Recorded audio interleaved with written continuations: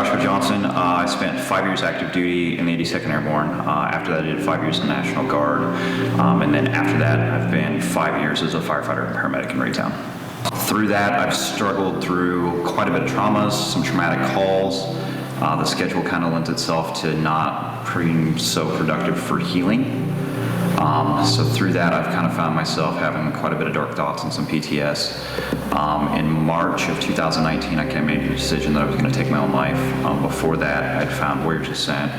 I attended in 2019, February.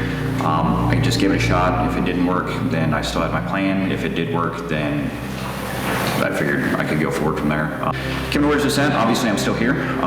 Through the holistic stuff that they kind of teach us, the mind, body, soul, really latched on to Carrie's teaching of yoga, mindfulness, meditation, which has been a huge part. And then through that, on my journey, I've kind of went down looking into stoicism and more journaling, accepting life as it is, loving fate, life is as it happens to you.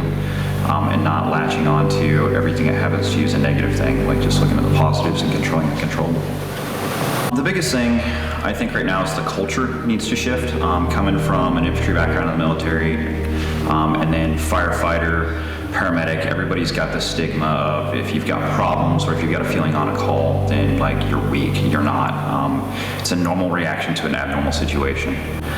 So seek help, like talk to your friends, and if they're not willing to talk, then come to Warriors Ascent, be around some warriors, heal, have them kind of share their story, you share your story, you can be vulnerable, work on your vulnerability. That's how you get through this stuff, like shoving it down doesn't work, sooner or later the cup's gonna overflow. Coming from the military, you're surrounded by your brothers. They know you in and out, you're honest with them all the time. Coming out of the military, I struggled myself to find that. Even with the fire department, like I've got that community, but it's almost like, I don't want to say a false sense of community, but it's like a hyped up sense of community, like you've got to fit X, Y, and Z. Through that, I've actually found a community and started to build a community with my friends that are climbing where it's a more honest, open relationship, but that was brought on by all the stuff that I learned here.